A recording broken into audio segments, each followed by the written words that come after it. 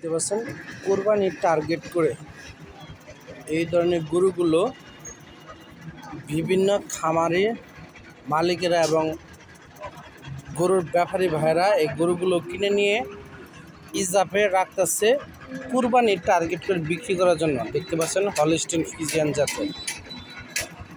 আজকে বাজারে দেখি কয়টা গরু কিনছে ভাই, আজকে কয়টা কিনছেন? 10টা। দেখেন বিশাল আকারে, দেখেন অনেক বড় আকারে। উনি 10টা গরু কিনছে আজকের বাজারে। দেখতে পাচ্ছেন সুন্দর ভাবে গরুগুলো ওঠাচ্ছে এবং গরুগুলো কিনে নিয়ে যাচ্ছে আজকের বাজারে।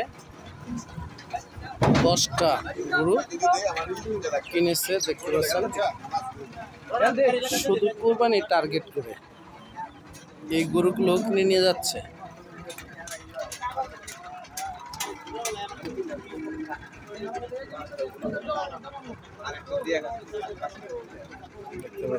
আজকের বাজারে 10টা গরু কিনেছে একদম হলিস্টিন ফ্রিজিয়ান জাতের ষাঁড় গরু।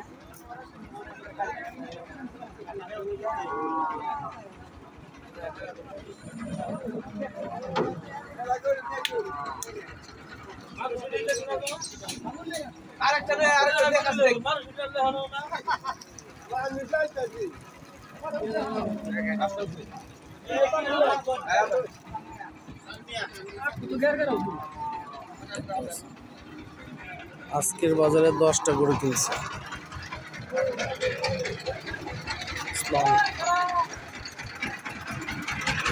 ভালো আছেন? দেখাবো, আমি বলতেছি আসতেছি।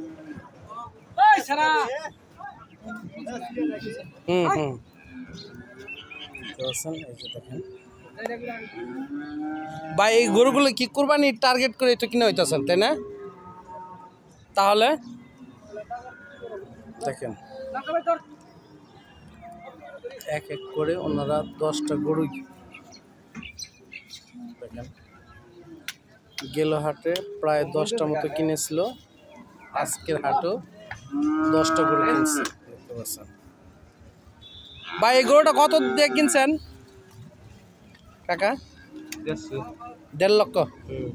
আর এটা 60,000। 1,60,000। ওটাও কি আপনাদের? ওটা কত?